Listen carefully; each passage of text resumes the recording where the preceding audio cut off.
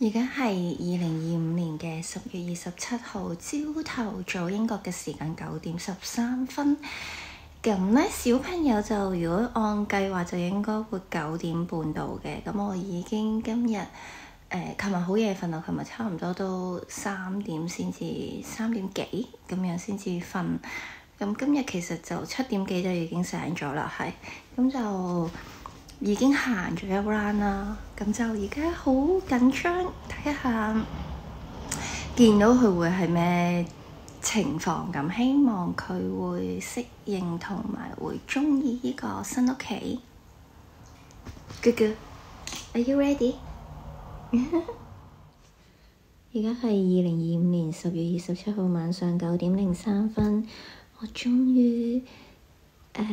settle down 咗個小朋友，咁佢而家係瞓緊覺啦，已經係。咁今日係非常之大嘅挑戰啦，因為個小朋友係冇時停㗎，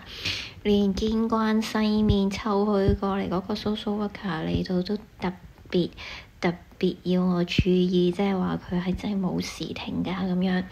咁其實都係叫做啱啱第一日啦，同埋就嗰啲床啊嗰啲最終因為有另外個 service manager 過嚟幫我手，咁佢就唔等送貨啦，因為驚又唔知佢幾時送嚟，咁送到嚟你又可能未必可以冚到床喎，因為你又要睇住個小朋友咁樣，咁佢就幫我，因為佢嘅車好大架，咁佢就幫我揸咗車出去，就買咗個已經冚好嘅床架，跟住就搬返嚟咁樣，跟住就幫我搞掂晒咁樣咯，係。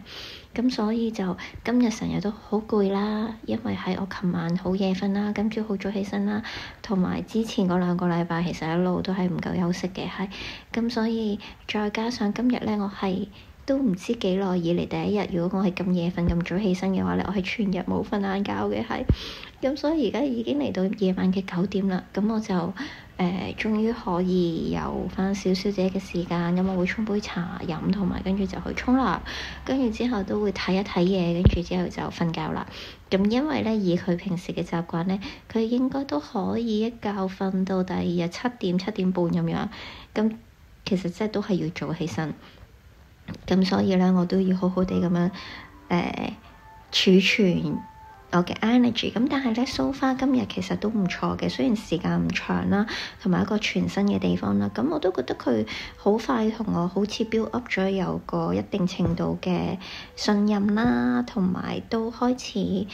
我問咗佢幾次，問佢鍾唔鍾意呢度，咁佢都話佢都話鍾意咁樣。咁所以都感覺係良好嘅，不過就係真係精力太旺盛啦，係。咁都要諗啲方法啦 set 下啲 routines 啊，同埋一啲好 basic 嘅 rules 啊咁樣咯，係。咁就大概今日報道係咁多啦。連古仔咧都被影響，因為點解咧？佢平時都會成日瞓晏覺噶嘛，但係今日佢全日喺度咧，實在係冇停過啊！咁所以咧，連古仔都冇得好好咁休息咯。古仔好多次想瞓覺都瞓唔到，所以其實佢而家係好攰嘅。你睇下佢攰到好搞笑啊！係啊，咁下次再 update。咁今日拍呢條片咧就係 second last day 啦。我個 foster child 小朋友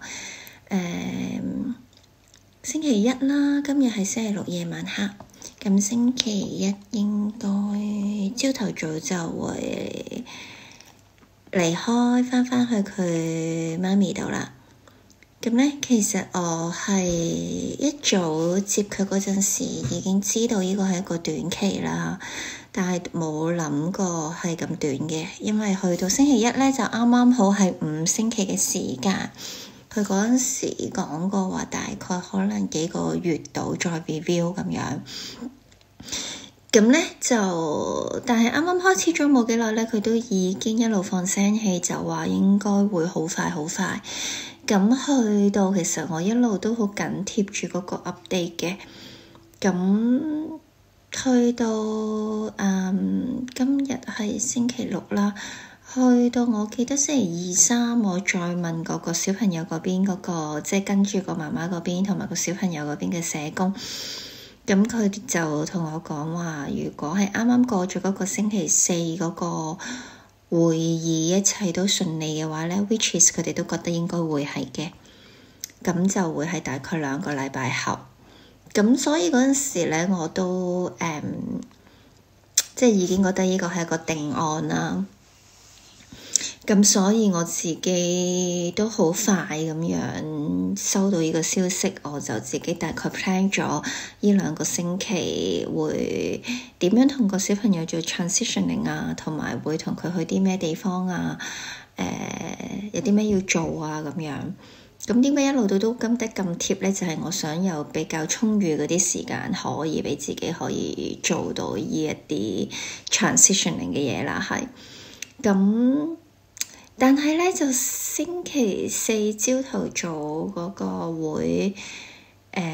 一開完就定嗰個 returning day，跟住就已經即刻話係會嚟緊嘅星期1啦。即係其實係我得返3日嘅時間，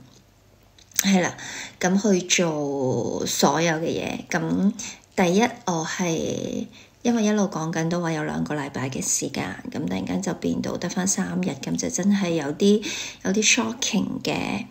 咁同埋突然間就覺得好多 plan 咗嘅嘢就好似都做唔到啦，因為時間唔夠啦，因為可能你剩返嗰2-3日，即係都要去幫佢執嘢啊、pack 嘢啊，係啦。咁同埋我好記得之前佢話仲有大概2個禮拜嘅時間到啦，咁我有輕輕嗌下同個小朋友講，咁個小朋友都好大反應、好大情緒，呢個係我冇預料到嘅，因為佢平時同佢媽媽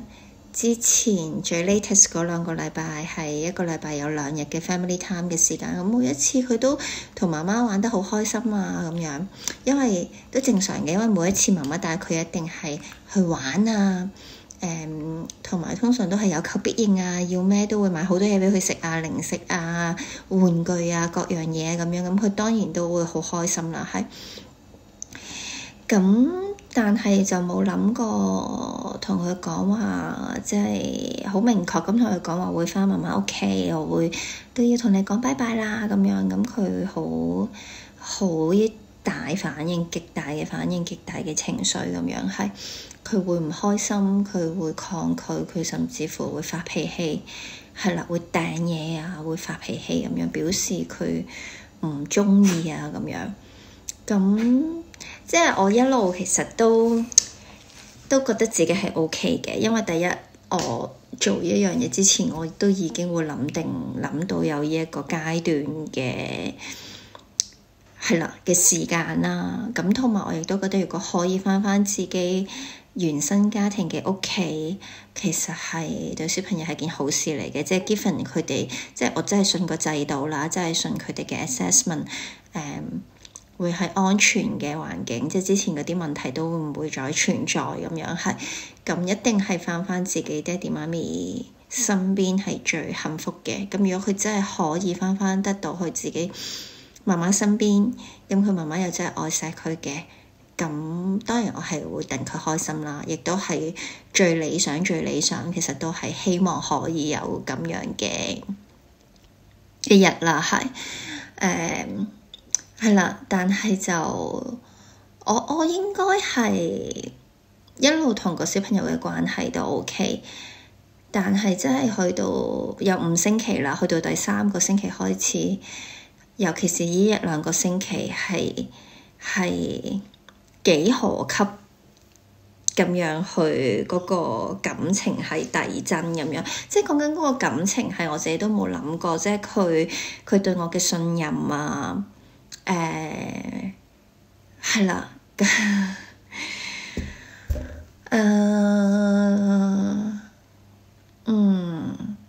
同埋越嚟越開心啊，咁我又越嚟越了解佢啊，佢又越嚟越適應啊，大家都越嚟越即係已經好快過咗個磨合嗰個階段啊，即係每一次當朝頭早我會俾早餐佢食啊，知道佢要飲奶啊，俾樽奶佢啊，知道俾芝士佢啊，跟住俾香蕉佢啊，俾一啲佢中意食嘅嘢佢啊，佢會望住我，突然間對眼 bling bling 眼咁樣，好開心咁樣講 Thank you 媽咪咁樣。咁嗰種開心係你覺得你同佢嗰個默契係啦，咁係好會心微笑嗰一種開心咁樣係啦，同埋佢開始佢都係會反叛，佢都係會曳，但係佢開始由以前完全唔會聽你講任何一樣嘢一句嘢，而家佢就算佢發脾氣，但係佢都會即係例如去一個 playhouse 或者去 soft play 嘅地方，你知有時間嘅限制啦，咁差唔多到時間你係要離開，你冇可能無了期佢要玩5個鐘，你就俾佢喺入邊玩5個鐘咁樣。咁以前就係一要走嗰陣時，佢第一會唔理你啦。如果你真係要拖佢走嘅，可能佢會踢你啊，佢會話你啊，或者佢唔會，佢盡量佢都係會可能要跑走咁樣，跟住就好似逃跑咁樣，跟住就自己去咗第二個地方玩。你走，你話要走，佢都唔會理你。即係而家你好認真嘅嘛，雖然佢都會做呢啲嘢嘅，因為佢都會試水位啊嘛，佢都係一個普通嘅小朋友，咁但係而家如果我真係好認真或者好 serious 咁樣嗌佢個名咁樣，咁跟住之後就拖住佢走，佢會跟住你行咯，佢唔會自己走開。雖然可能佢跟住你行，佢一路都會喺度喊啊，或者扭計啊，或者會係盡量想扭你，問可唔可以即係繼續喺度玩耐啲咁樣。咁即係你係會見到有好大嘅唔同啦。咁禮拜4開會嗰日其實係咁啱係啲 coffee meeting，我哋 foster care 啊，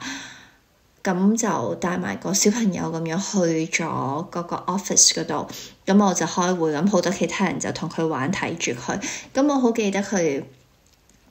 第一日嚟我屋企嗰陣時咧，我嗰個機構嘅 service manager 咧。有嚟埋我屋企幫我手嘅，因為佢嚟得太急同埋太快，好多嘢都 set 得唔切，咁所以嗰個原意就係嗰個 service manager 就會幫我可以睇住個小朋友又好，或者同我一齊做一啲 set up 嘅嘢都好咁樣係，咁所以嗰個 service manager 係見到佢嚟嗰陣時嗰個狀態啦，因為嗰個 service manager 由朝早一路 stay 去到晏晝。因為個小朋友應該係10點前就到咗，咁佢就嗰個 service manager 就9點半到咗，咁跟住就一路 in and out 咁樣 stay 幫我做整嘢，喺間屋嗰度 most of the time 都喺間屋入邊嘅，咁去到下晝嘅4-5點咁樣，咁所以佢就好了解嗰陣時嗰個小朋友嘅狀態。咁我好記得嗰日開會嗰陣時，咁佢就因為我要入去同我個社工去開個會，同埋其他政府嗰啲 department 係即係就係講佢嗰個 returning plan 咁樣，咁個 service manager 就喺出邊幫我睇住佢，跟住當我完咗個會出嚟嗰陣時，咁佢就同我講話佢成日問我你喺邊啊，佢要揾你啊咁講，咁我又安撫佢咁樣啦，即係好似好擔心驚我唔知去咗邊咁樣係，咁同埋佢話同佢玩嗰陣時，佢話哇佢之前啱啱嚟，佢係完全唔講嘢啦，佢一句嘢都唔講，同埋佢係 literally 係見到啲咩就係總之就拎嚟掟噶啦，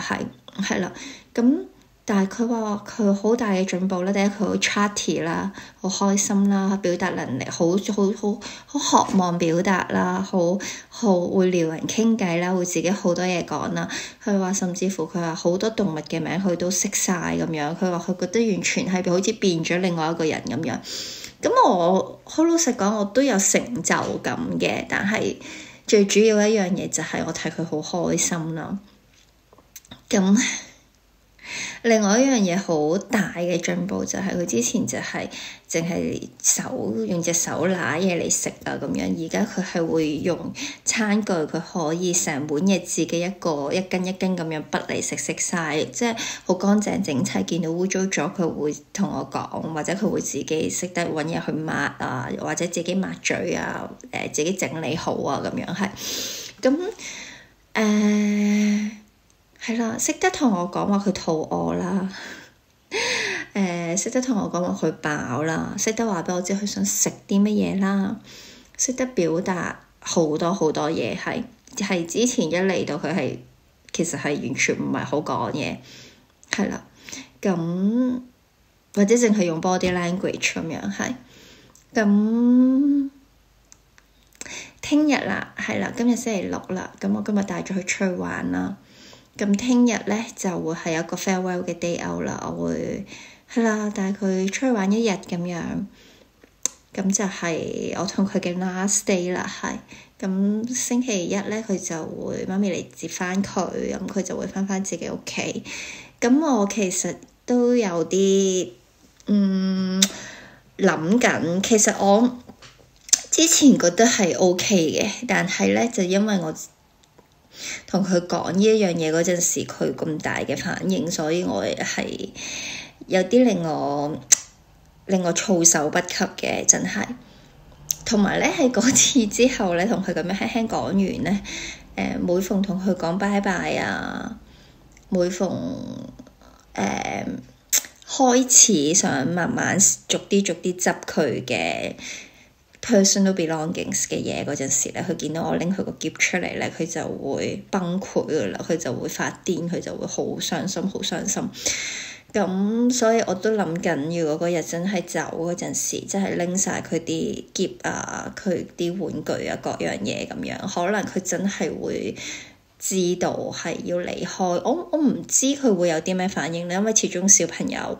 可能佢都好快會唔記得，或者好快即係今日你見到佢好傷心，可能聽日佢又冇嘢咁樣，係咁我唔知啦。但係如果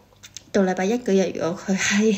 好大情緒嘅話，我諗我都會觸動到我都驚我自己會忍唔住。咁我都其實而家因為個小朋友仲未好確實知道啊嘛，佢冇時間線噶嘛，佢唔知話禮拜一係幾時。我最多會令到佢明白就係聽日咯，你瞓醒你擘大眼，我同你去街咁樣，佢就係會明呢一樣嘢咯，係啦。咁你同佢講遲啲，其實佢都冇呢個時間嗰個概念嘅，即係遲啲即係幾時啊？咩叫遲啲啊？咁樣係啦，但係即係我就自己喺度調整緊自己嘅心態啦，我就覺得好似自己呢兩日都喺度倒數咁樣啦。一諗起其實我自己都有啲